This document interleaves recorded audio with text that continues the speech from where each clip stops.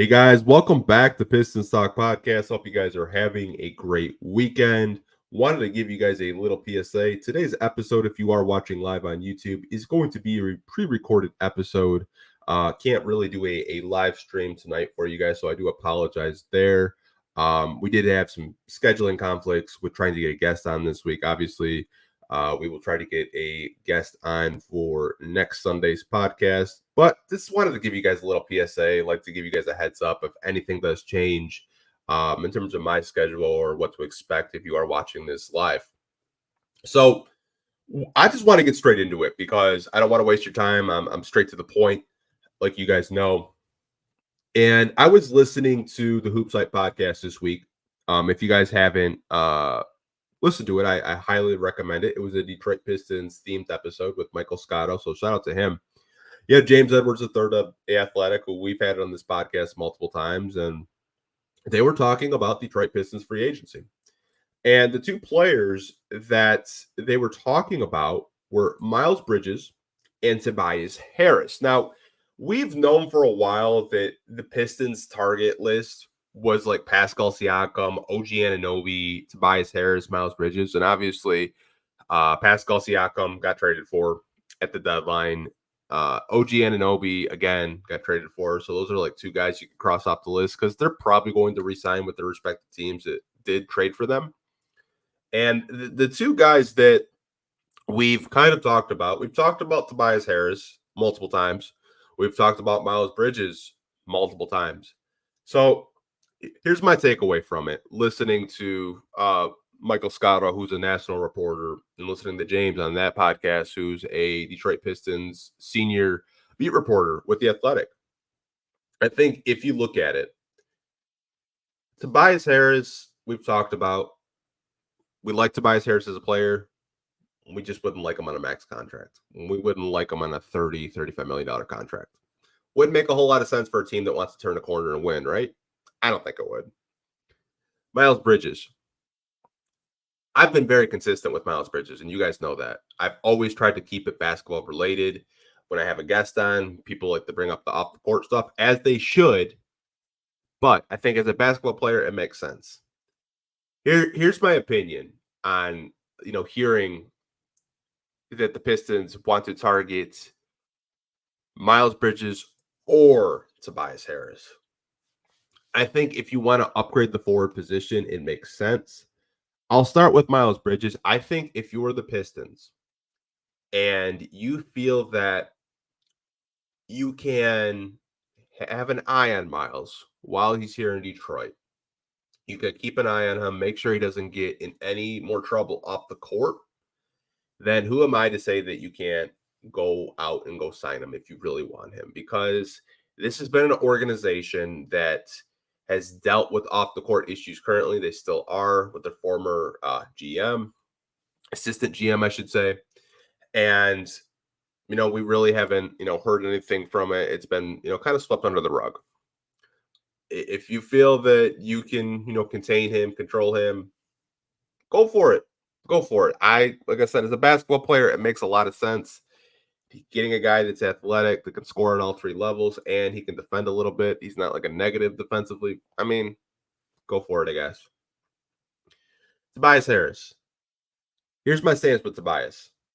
I think if you're the Pistons and you look at Tobias Harris and you're watching the playoffs right now, there's no way in hell you should offer this guy 30, 35 million to come play for your basketball team. Just no way. You can't do it. If you want to win basketball games, it would just be a decision where you have to limit yourself of what you're going to offer him. You cannot offer him 30, 35 million to play for your basketball team and expect to win basketball games the way you want to win them. I doubt you want to win 20 games next year. You want to have a dramatic, improved season. 14 wins, awful. Year before, 17 wins, awful. If you're not at least winning anywhere from, 25 to 30 games next year, that's going to be a really tough pill to swallow to the fan base. And this is where it kind of correlates to Tobias. I think the number the Pistons should be comfortable with, if they really want to go after Tobias, is 20 to 25 million at the most. If it gets more than that, just walk away. Just walk away, because I don't really think paying a guy like him $30 million is going to get you more wins at the end of the day. I just don't. I personally don't. I think he's a good fit as a mentor. He's been here. He was here when the Pistons under Van Gundy, when they went to the playoffs against the Cavs, when they had 44 wins that season. But again, paying a guy at the later stage of his career all that money, like 30 million, I just don't think it would be a good fit personally. I think you should limit yourself between 20 and 25 million. Anything more than that, I think would be an overpay, and I think it would be a mistake, just in my opinion. I think if you do want to upgrade the forward position, there are other free agents out there that are a little bit lower tier that aren't going to cost you close to a max contract to sign Tobias. And I think some Pistons fans, they wouldn't be opposed to signing Tobias. It's just the money thing. They don't want to, they don't want the front office to offer him, the bag to come here. They don't want the front office, Troy Weaver and company, to offer him, $35 million. And I do agree with fans on that opinion. Getting back to the Miles thing, I just don't know. I don't know if they'll actually do it. You can say you have interest in it, but I mean, the Pistons said they had interest in Fred VanVleet and Jalen Brunson, and they never went after him. It could just be smoke at this point, really. I personally think Tobias would probably be more on their target list, but that's just me. But I know you guys have had really strong opinions about Tobias Harris and Miles Bridges, so have I. I just hope that they don't go into this free agency and just overpay people just to come here, because I think it would be a really big mistake. I really would. So one of the next topics I did want to talk with you guys about was another free agent target. Now, this was part of the same podcast, the Hoop Site podcast. If you guys haven't listened to it, I will put it down in the description below, and you guys can check it out. Okay. Now, one of the next topics was Nick Claxton. And we reacted to a piece this week from James Edwards of The Athletic. And he had a piece that you guys had very strong opinions on and were against of, trading Jaden Ivey, Jalen Duren for Mikal Bridges, Dorian Finney-Smith. In that same piece, James Edwards did a sign and trade, or I don't even think it was a sign and trade. I think it was just a free agent signing to acquire Nick Claxton. Now, I think if the Pistons were to go after Nick Claxton, there are two reasons why they do that. I think the first reason is they want to upgrade the center position. Now, I know Jalen Duren played center this year with the Pistons. I do. But what you have to remember about Jalen Duren is he's 20 years old, okay? There's not a whole lot of 20-year-olds right now in the NBA that have come out of the draft and you don't really have questions about them coming out. The only two that I can think of right now is Victor Wembanyama, who I think is just going to be a bona fide star, probably win MVP very soon. He's just an anomaly, right? And then you have Chet Holmgren. Those are the two guys that I can think off the top of my head that are, 20-year-old centers, power forward centers that have come out of the draft, and you don't have a lot of questions about them defensively. I have my questions about Jalen Duren defensively, and I think that even though he is 20, I think it's fair to ask the questions of maybe Duren needs some help. Maybe Duren needs a mentor to learn under. Maybe Duren needs some competition. Iron sharpens iron. And I think a guy like Nick Claxton checks a lot of boxes for the Pistons. I think the second reason why they would target a Nick Claxton was more consistent rim protection. Okay. Nick Claxton is a very good rim protector. He's a very good defender.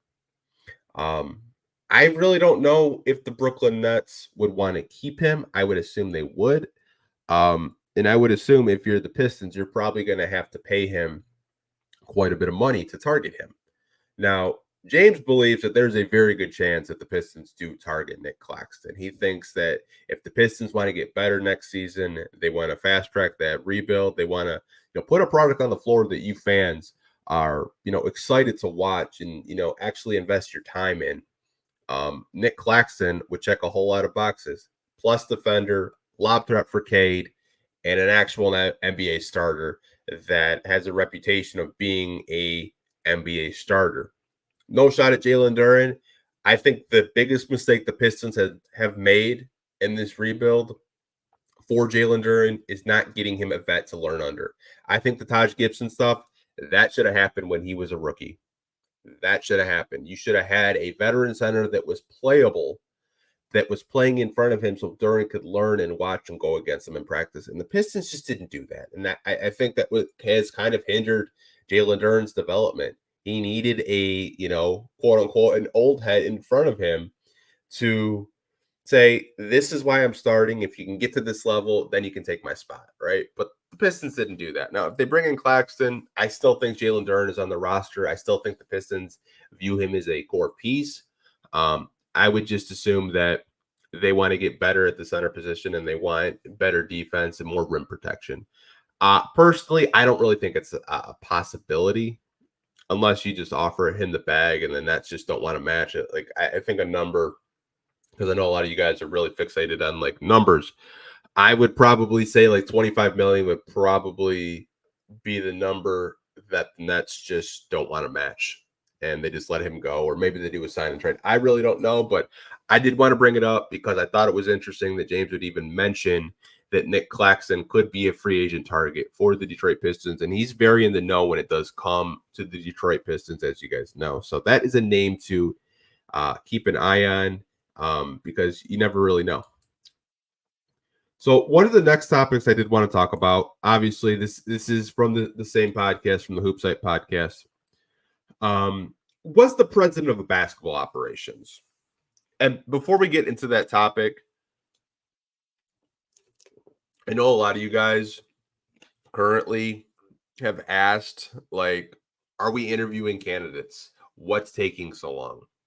I think what you have to remind yourself, if you're a Piston fan, is look how long it took Tom Gores to fire Stan Van Gundy when eventually we did hire Dwayne Casey, right? Look how long it took.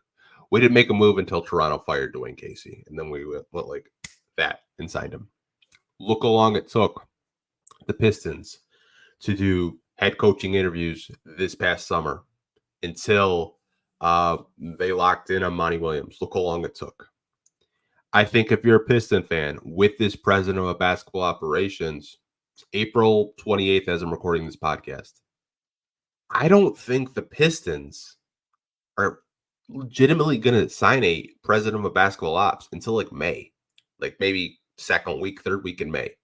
This organization doesn't do anything fast, even though they say it's urgent and they're, interviewing all these candidates. I don't see them doing anything in a hurry. I personally think that, I know Pistons fans probably don't want to hear this. I think it's going to be Dwayne Casey. I really do. Like Dwayne Casey or John Horst is probably going to be your next president of basketball operations. I think it's a possibility. But the reason why we're talking about that is James is on the Hoop Site podcast. James Edwards was on the Hoop Site podcast. And he said that there is a very strong possibility that this next president could clean house. He could fire Monty Williams and his coaching staff. He could fire the entire front office. He could fire frickin' Hooper if he wanted to. I want to talk about this because I think this is interesting, and I think some of you guys, I don't know your interest level in this president, but I think if you're a Piston fan, you should be very locked in on this, because hiring this next president could determine whether or not this core turns into a playoff team or we're splitting them up and we're restarting a rebuild again, right? I think that we talked to Corey last week, and I asked him, so there's obviously a difference between Coach Casey and Coach Monty, and he said, yeah, there is a big difference. Doesn't feel the same, right? I'm paraphrasing. I know Corey didn't say that word for word. I'm just paraphrasing. And James has kind of hinted that, I don't really think Monty is going to be here. long term. I don't think he's going to make it a full 6 years. I don't think he's going to make it out of his 6 year, $78 million contract. The fact that we've had two beat reporters on, and they've kind of had the same opinions about Monty. They've said that, hey, I really don't know if he's going to be here. And it's a possibility that whoever this next president is could say, hey, you know what? I think I'm going to let him go. I'm going to fire him. I personally think that this is a very low chance that this happens, but I wouldn't be surprised if the Pistons start the season like the last season. Or yeah, well, technically it's off season, but they won 14 games. Like if they have a season similar to what they had this year under Monty, Tom Gores will pull the plug. I've seen Tom Gores pull the plug on Mo Cheeks. Obviously, this was Tom Gores' choice to go after Monty, so maybe there's some pride there getting in the way. But this next president could say, you know what? This isn't the guy that gets you to the next level. This isn't the guy that I think should be coaching these young kids right now because they need guidance and they need a teacher. Me personally, this is just me talking.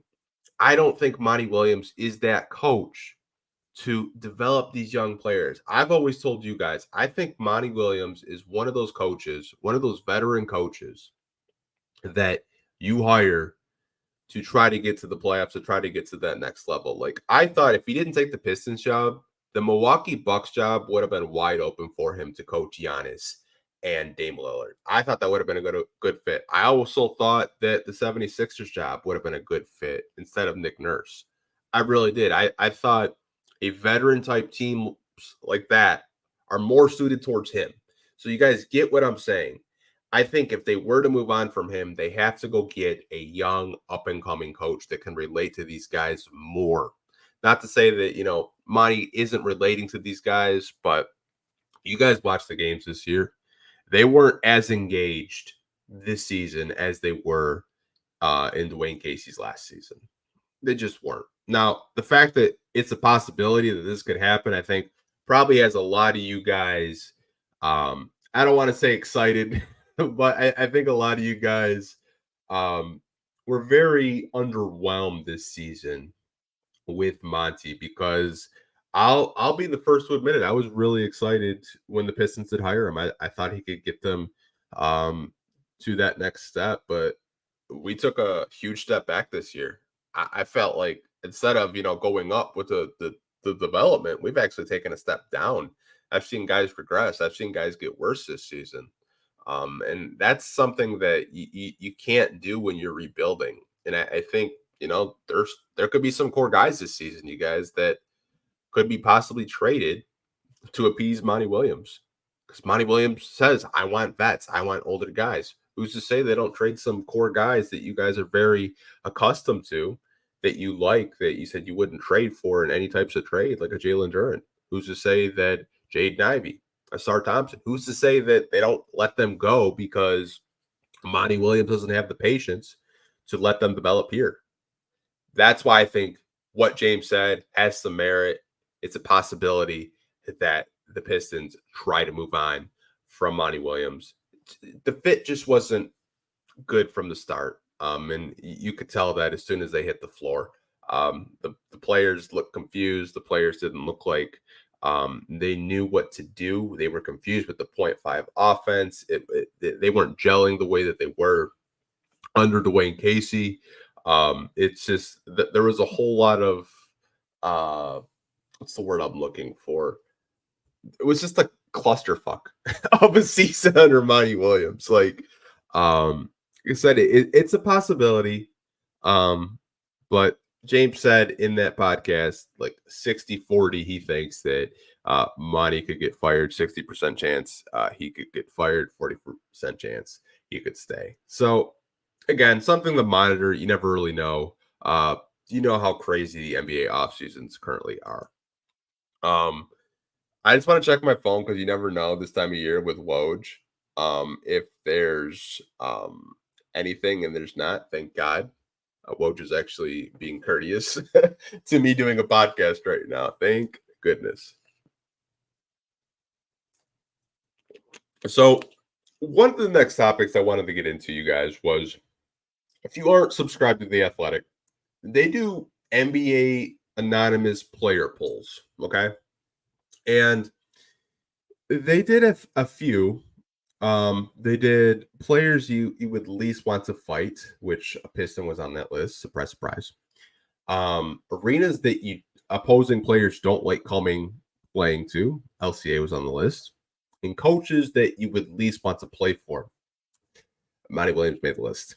So we're going to talk about these lists, and I'll show you guys all the players, the arenas, the coaches that were in this poll. So players that you wouldn't want to fight with. Okay, we'll start with that one. So they had Isaiah Stewart as someone that you would. I'll just read it for you. Who in the league would you least like to fight? So obviously James Johnson comes in at first with 53.6% of the votes, which no surprise there. MMA fighter, black belt in karate, just a total like ass kicker, right? Steven Adams came in at second with 16.8% of the votes. And coming in at third, Detroit Pistons own Isaiah Stewart with 6.4% of the votes. Obviously, we'll go down the list real quick.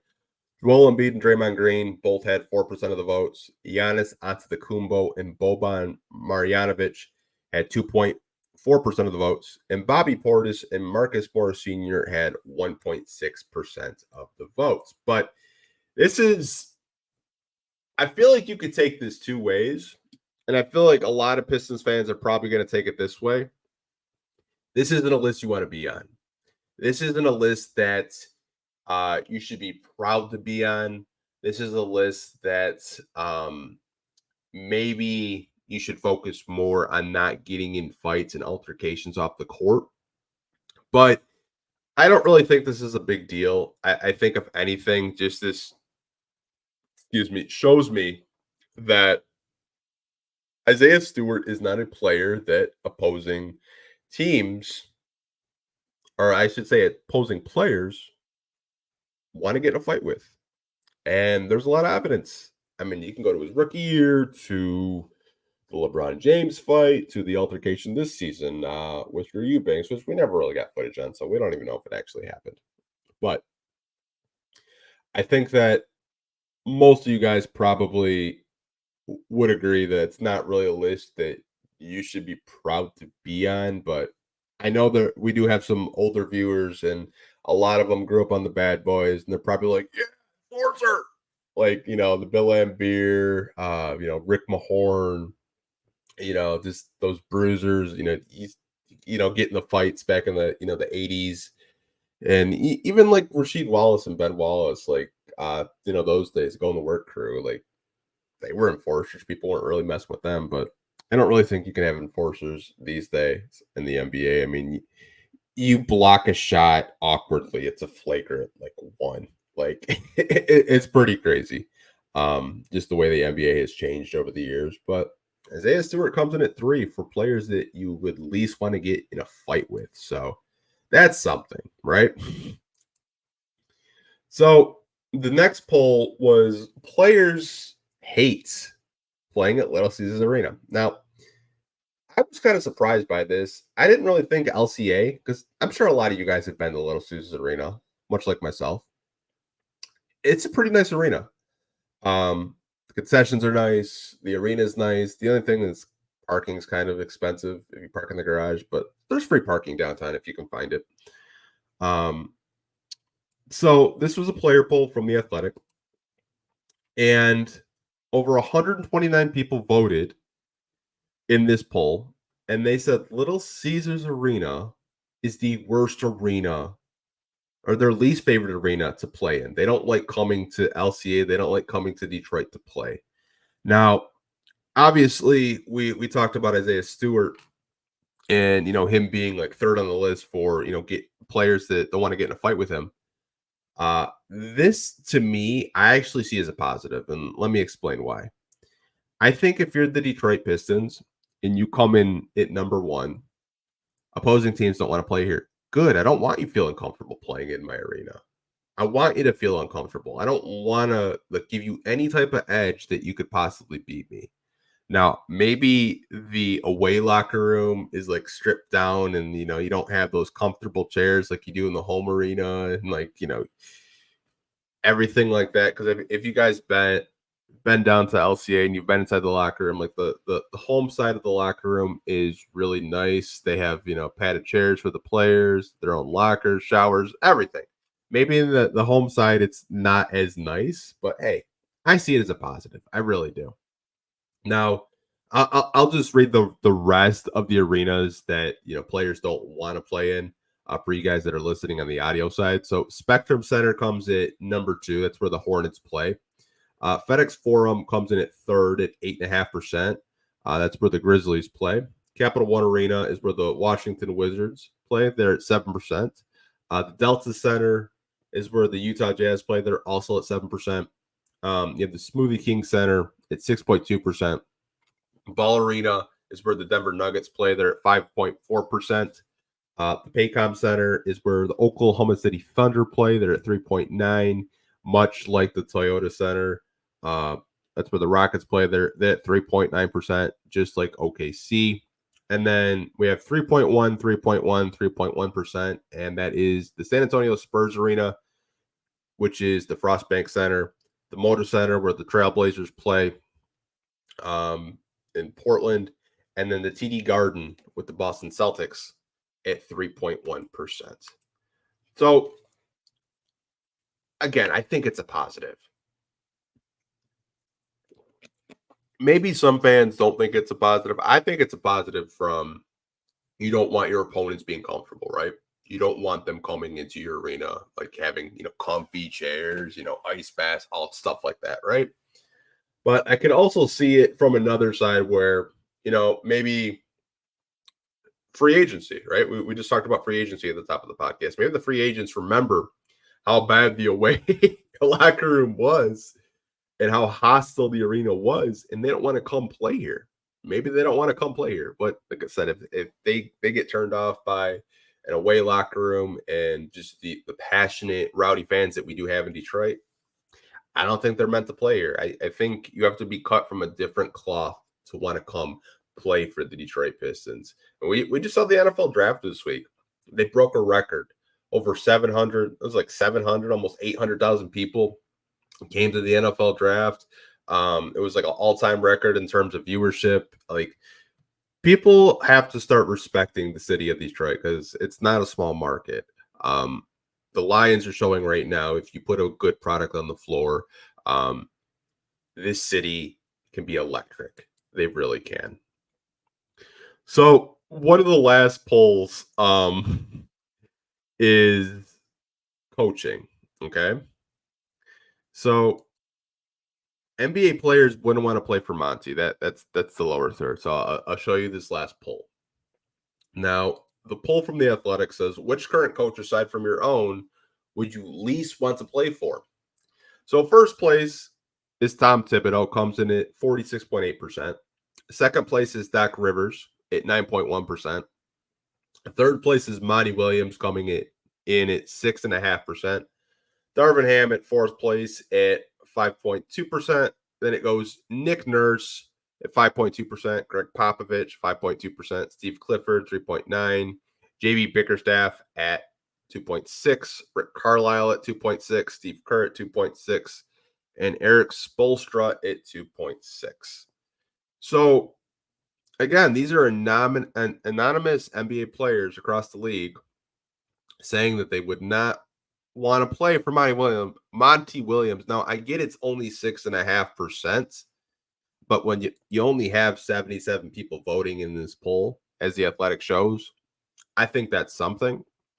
And I do think that we talked about it with the president of basketball operations and how Monty could possibly get let go if the Pobo decides, hey, I want a new coach. I think it's something, as a Piston fan, you should monitor. That opposing players wouldn't want to play for him. And that actually kind of reflects free agency too. When you're trying to pitch the free agent saying like, hey, we got 60 million cap. And the player's like, I don't want to play for I don't want to play for Monty. I'm good, right? Um, Players talk around the league. We see it all the time. We see the jersey swaps. We see them talking, pregame, postgame, whatever. All these players talk in inner circles. They work out together in the summers at those, at those Rico Hine runs, even the Stanley Remy runs. Like these NBA players talk around the league, and obviously, players around the league are like, hey, like I'm not really feeling too comfortable, playing for Monty Williams. So it's kind of a strike against the Pistons if you're talking about free agency. It really is, which I don't know. I feel like I'm gonna have to react to one of my videos. Uh, it was like the first week of the season when I said the Pistons were gonna win like 35 games. Man, was I off? I was so far off. Oh man, I'll definitely have to react to that. That was funny. So one of the next topics I did want to get into, obviously, those player polls were really fun. And I'm sure a lot of you guys have a lot of strong opinions about it.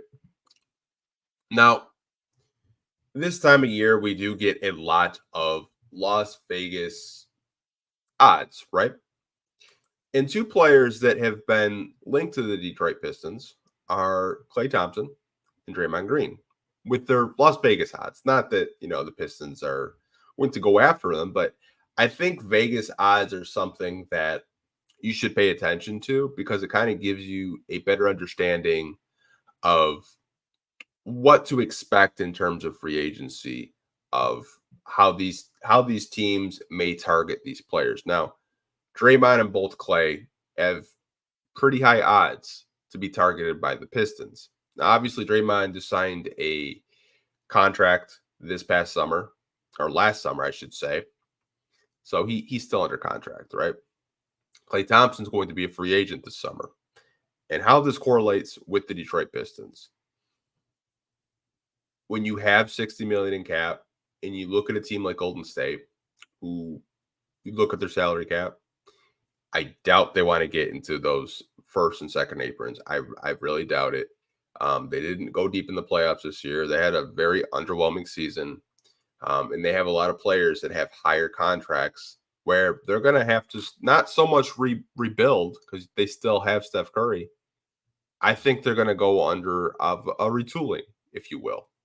And if we look at the odds for Draymond Green and Klay Thompson, we'll look at Draymond Green's first. So if he's not with Golden State, he's got the highest odds to join the Detroit Pistons at plus 500.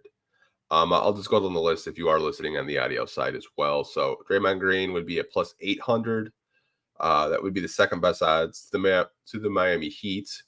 Third best odds would be the Dallas Mavericks at plus 1,000.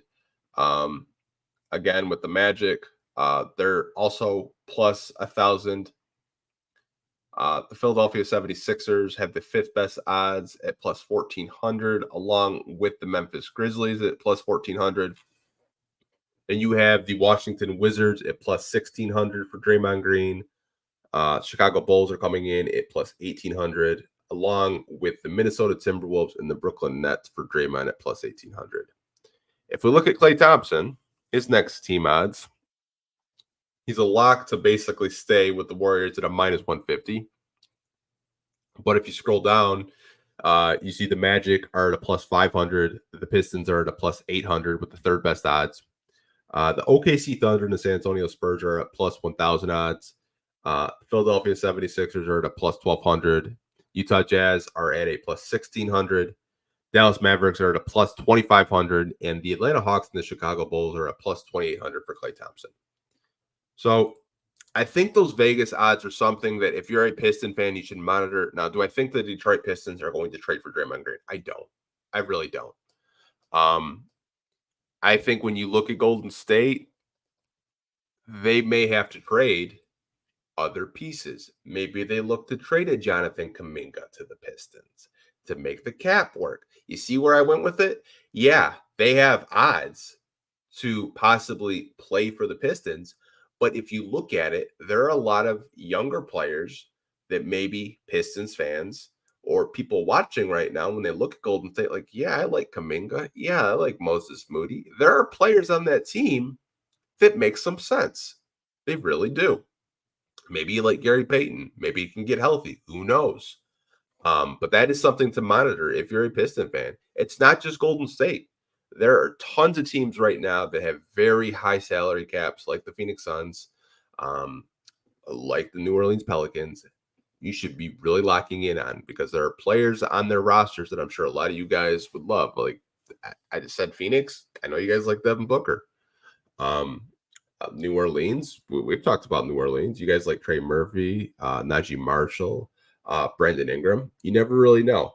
That is something you guys should really be paying attention to, is these Vegas odds, because those Vegas odds basically tell you that the teams that have high odds of possibly losing those players, it usually tells you Vegas believes that there's going to be trades this summer to possibly, make their salary cap or their salary sheets better, because Golden State, I mean, you could look at Golden State right now. It's through the roof.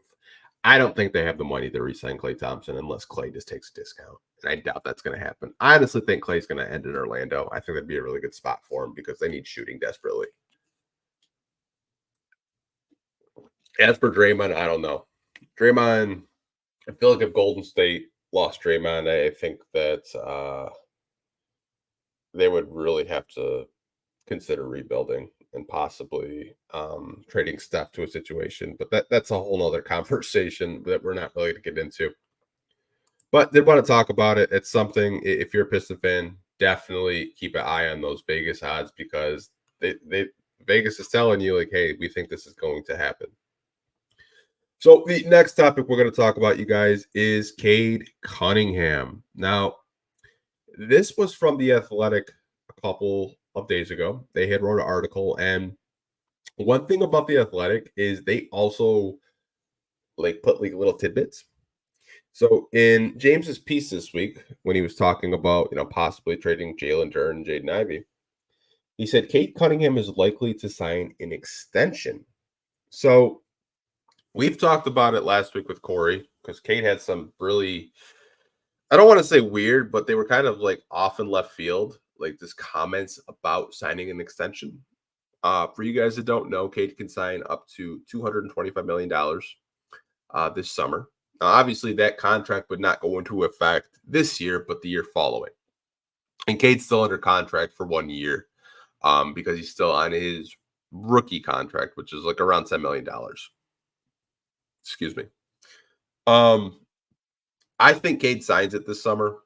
I think a lot of signs are pointing to him to sign it this summer. I think the Pistons want to lock him up while they have the chance. Now, I know a lot of people out there, because I see the comments all the time. They're like, well, Cade's not going to sign it. He's just going to walk. Cade Cunningham would be the first player in NBA history not to sign a rookie max extension. Cade's not walking away from $200 million. Now, Cade could sign it and request a trade. That could possibly happen. I'm not saying it's going to, but it's a possibility. I think Cade signs it this summer, and I think that's something that a lot of Pistons fans have debated whether or not they see him as a franchise or a max type player. I think he'll get a similar max to what LaMelo Ball signed a few years ago, kind of in that ballpark, the $200 million contract I think it's a 5-year period or 4-year. I'm not 100% sure. I'm pretty sure it's 5. But again, getting a guy like locked down that is your franchise player that you're trying to build around, I think is a good decision. Obviously, he doesn't have to sign it this summer, but I think the Pistons will. We saw it with Isaiah Stewart last summer. He signed his contract extension. It's going into effect this upcoming season. The 4 years, $64 million, whatever he signed for, his $16 million a year is going to be going into effect this summer. So don't be surprised if you do see that Woj notification that Cade Cunningham has signed a rookie max extension, because I do think it is going to happen. I really do. Locking down a guy like that should be on the Pistons' priority list, like one of the first things that they do this offseason outside of hiring a president. So I this is interesting because I don't really know if you guys are that locked in with this. So Bleacher Report had a mock draft, and obviously we've reacted to mock drafts before. That's not anything new on this channel or this podcast. We did it a lot last year. Um, but this mock draft, I think a lot of you guys are going to have very strong opinions on because this mock draft had player comps, and I don't agree with like half of these player comps. That's why we're going to talk about it. So this comes from Bleacher Report, obviously. It's just like pre-lottery because draft lotteries in a couple of weeks. We'll see whether the Pistons are picking first, second, third, fourth, or maybe fifth again. Who knows? Fifth 3 straight years, I swear, would just be a kick in the balls. But here's the mock draft, and we're gonna go through it real quick. If you guys are listening on the audio side, I'll read it to you with just 1 through 10. So with the first pick, they have the Pistons selecting Alex Sarr. In the pro comp that Bleacher Report has for Alex Sarr is Jaren Jackson Jr. for the Memphis Grizzlies, which I tend to agree with. I think that if you look at Jaren Jackson Jr., that is a comp that I see a lot of people throw out there. I think he's got a mixture of a couple different guys. I think, footwork wise, I see a little bit of Joel Embiid in there. Rim protection wise, I could see some Jaren Jackson Jr. in there. But in this mock draft, they have the Pistons selecting him first overall. The second pick they have is Rob Dillingham from Kentucky going to the Washington Wizards, and their pro comp for Dillingham is Darius Garland, which I don't agree with that. Maybe people that watch more Kentucky basketball than I did. I only got to catch a couple of games.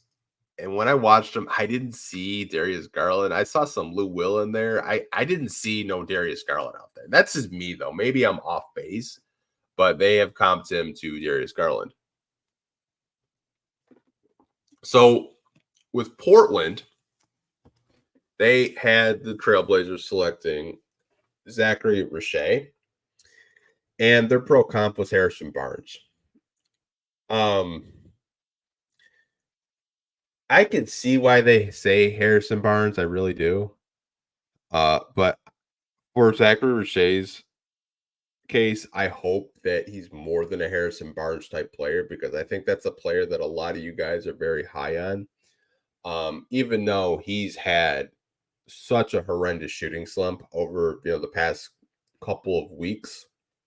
Like if you look at his shooting splits, you look up his stats, playing over in the French league over there. I can't remember what team he exactly plays for, but you look at his stats and you watch some games, that 3-point shot just really isn't falling. And we had Hoop Intellect on a couple of weeks ago, and he said that was a concern about him, playing over in Europe, that like if the shot's not falling, he doesn't really have a whole lot to offer. So for his sake, I hope Harrison Barnes isn't like that comp that he does turn into. The fourth pick, they had Reed Shepherd, and their pro comp was Kirk Heinrich, which that's not a bad comp if you remember who Kirk Heinrich is. He was a really good player for the Chicago Bulls. He was a role player, though. I've seen some really crazy comps with Reed Shepherd. I saw Steve Nash the other day by somebody, which I don't know how you watch Reed Shepherd and see Steve Nash, but if it's just like maybe he's a shorter player and he can shoot a little bit, I guess I could see the Steve Nash comp. But Bleacher Report has Kurt Heinrich, which I mean, I see it a little bit, but for his sake, I hope he's better than their Kirk Heinrich. With the San Antonio Spurs, they had the 5th pick in this mock draft, and Bleacher Report had their pro comp Goran Dragic, who I think it's really easy to compare a European player to another European player. Topic is really tall for his position too. He's a very tall point guard. He's probably the best point guard. I guess you could debate him and Dillingham, who are the best point guards in this draft. But I've seen a lot of people that I've talked to, off screen and, just, in our group chats that we have. I think Nikola Topic is one of the better point guards in this draft. As terms of like the Goran Dragic comp, I think he'll be a better player than Goran, but I could understand why Bleacher Report has Goran Dragic as a comp. Just because he's European, and a lot of European point guards do play the same way. So there's that. So with the sixth pick going to the Toronto Raptors, they have Stephon Castle, which I think would be a really good fit actually for Toronto. And the pro comp was Anthony Black. Now, I think if you watched Anthony Black in Arkansas and you watched Anthony Black this year for the Orlando Magic, really good defender. So was Stephon Castle. This is where I'll disagree with it. I think Stephon Castle is more advanced than Anthony Black coming out of college. I think Stephon Castle will be a better shooter in the NBA. I think Stephon Castle is just a consistent jump shot away from being a two-way point guard. With Anthony Black, I question it. Not to say that he can't put it together, but I just think Stephon Castle's a little bit better coming out of the draft versus Anthony Black. That's why I don't really agree with the comp. Now, with the seventh pick in this mock draft, they have Ron Holland. And the pro comp is Cam Whitmore.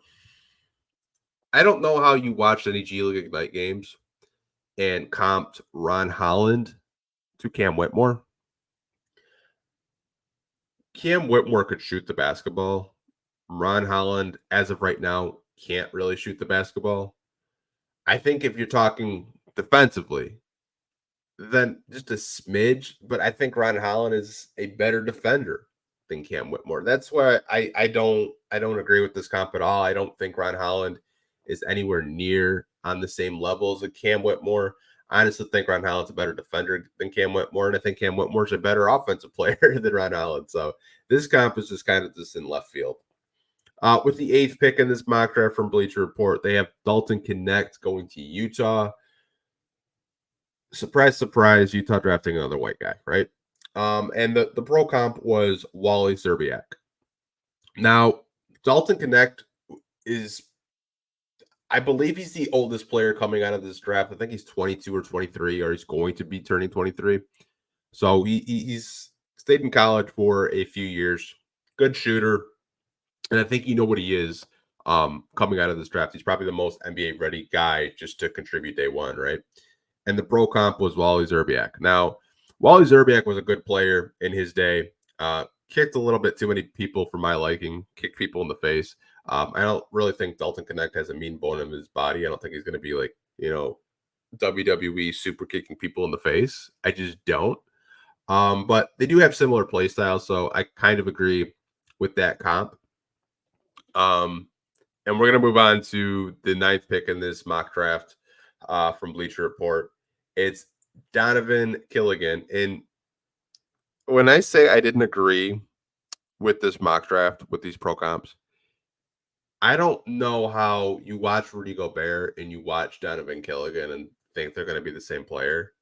I think it's a crazy comp to comp this kid. Obviously, he's won national championships in college at UConn, but to compare him to a multiple-time defensive player of the year, I just don't agree with it. I don't think they're going to be the same type of player. I think Killigan does have some rim protection skills that will translate to the next level, but I don't think he's going to be a multiple defensive player of the year like Rudy Gobert has been. I just don't. I could be wrong in that. Maybe I am, and I will admit if I am wrong, but I just don't see it. Just watching the whole tournament. I think he's a good player. Don't get me wrong. And with the 10th pick in this Bleacher Report mock draft, it's Matas Buzelis to the Atlanta Hawks.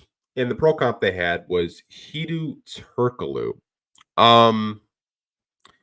Buzelis is a hard player to kind of have a comp because I see so many flashes of a lot of different players in his game. Though, if he puts it all together and he gets a jump shot, a consistent one, I think he will be better than Hedo Turkoglu. Hedo Turkoglu was a hell of a player for the Magic in his day. Don't want to like say this is like Hedo, Turkle, slander. It's not. I just think Bizelis is just a really hard guy to comp to. I can't really think of a player off the top of my head that he reminds me of because I see a lot of different flashes in his game of a lot of different players. But in this mock draft, they have him going 10, but that's just kind of my reaction of his mock draft. Like I said, mock drafts on this channel aren't new, but pro comps like that, I think the Rudy Gobert one is kind of just in left field with Killigan. And then Ron Holland and Cam Whitmore, I just did not agree with. I thought it was kind of crazy to even compare the two because they're completely two different players. Like they don't even play the same whatsoever. But I know you guys will have a lot of strong opinions with that.